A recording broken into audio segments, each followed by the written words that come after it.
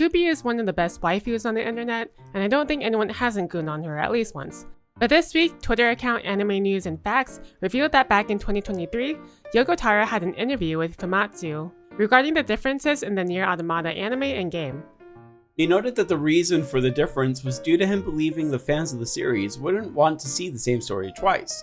So he and the animation team worked with a sense of distance and alluded to the 9S incident as an amazing conversation that the two teams had. What is the 9S incident? 9S and 2B were supposed to have sex. It should have been me, not him!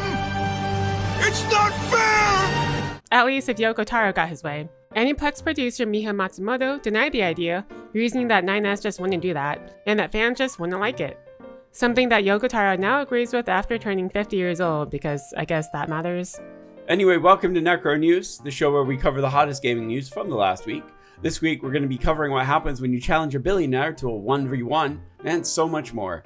I disagree, and I think 9S would. I don't think 2B would though. But anyway, subscribe to the channel to keep up to date on the news that everyone else seems to forget.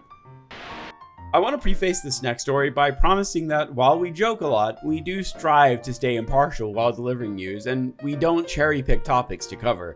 However, Steam again proves that it's the best company, and this time they're protecting the consumer against DLC and season passes that don't meet their promises.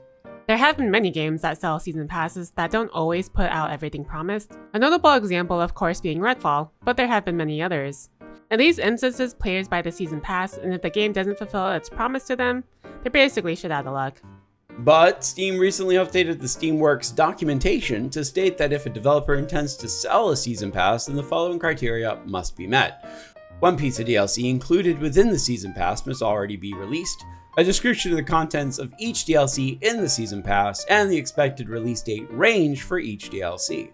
We dug through the guidelines to determine if that means that fighting games can't have mystery fighters, like a Mystery Fighter 1 and Mystery Fighter 2. The good news is a DLC can just be called Mystery Fighter 1 and Mystery Fighter 2, and that's okay with Steam. If DLC is cancelled during development, then all customers will be offered a refund for their unreleased DLC. So yeah, Valve continues to win, and they are the best. Unbiased, of course. Jimmy BLLT is a French Call of Duty player who was probably doing a sick 360 no-scope in Black Ops 6 when he experienced a lag spike that caused him a whole lot of frustration. He was so angry, in fact, that he took to X to post directly at the CEO of his internet company, Xavier Niel, saying, that's close to French. Saying, Xavier Niel, I hate you and I propose a 1v1 in front of the Little on Rue Saint in Marseille. Some background on Xavier. He isn't just the CEO. He's the founder of one of the first European telecom companies, Iliad, because of course it's named Iliad. Anyway, he alone is worth something like $7 billion, so obviously he's too busy to respond to this, right? So he responded in a tweet with a video of him standing outside the Little with the response, Je t'attends. Jimmy BLLT panics, saying sorry, because of course he did, he's French. Jimmy BLLT panics, saying sorry, because of course he did, this old man was ready to start throwing hands. But nope, Xavier doesn't relent, instead posting a new video egging him on. What does Jimmy BLLT do?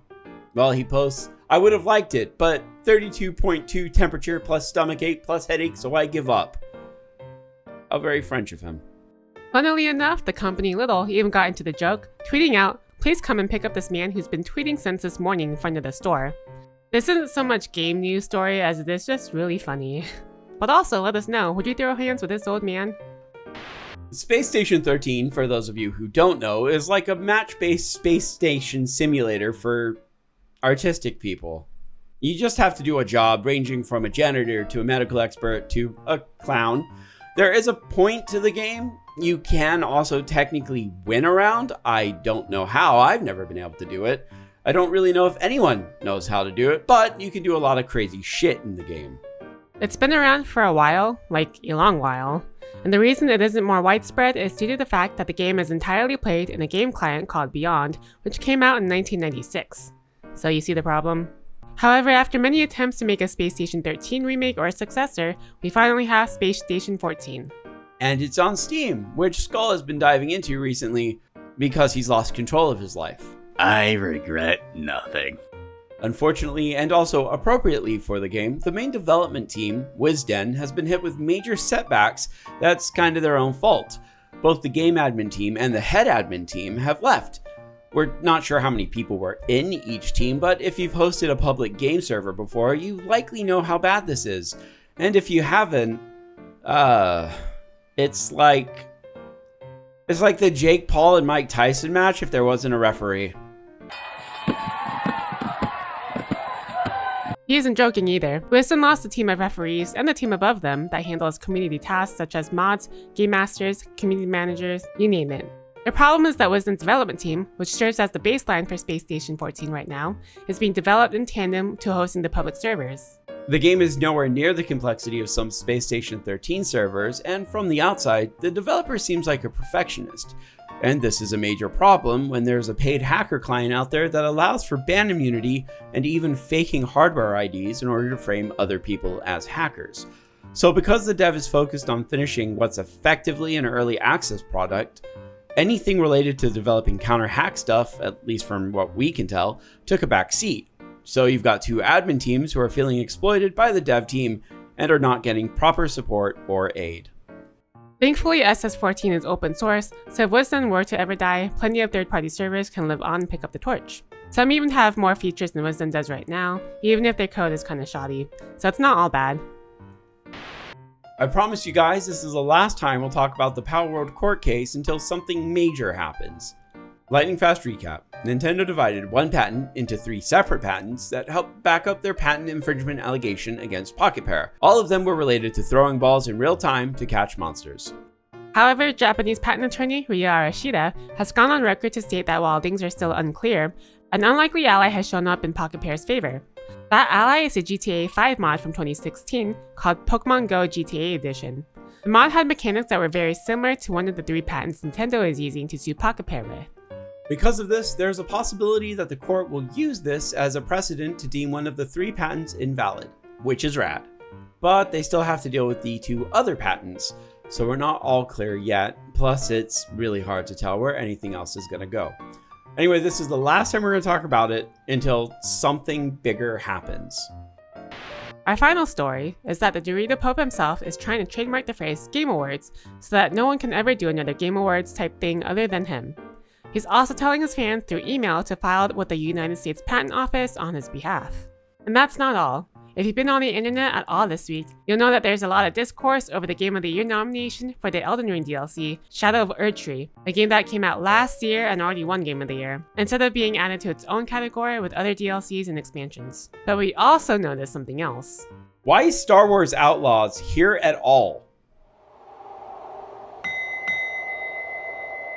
This week's Buried Alive Banger, a segment where we cover a game our community doesn't think has had enough attention, comes to us from the community member Umbrit. It's an anime tactical third-person shooter called Strinova.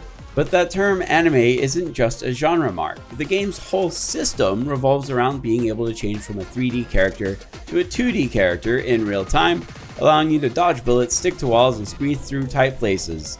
It's a free game, and it's also a gacha game, and I played it, and while we're recommending it, just temper your expectations. There are no games coming out this week, at least none that we can find.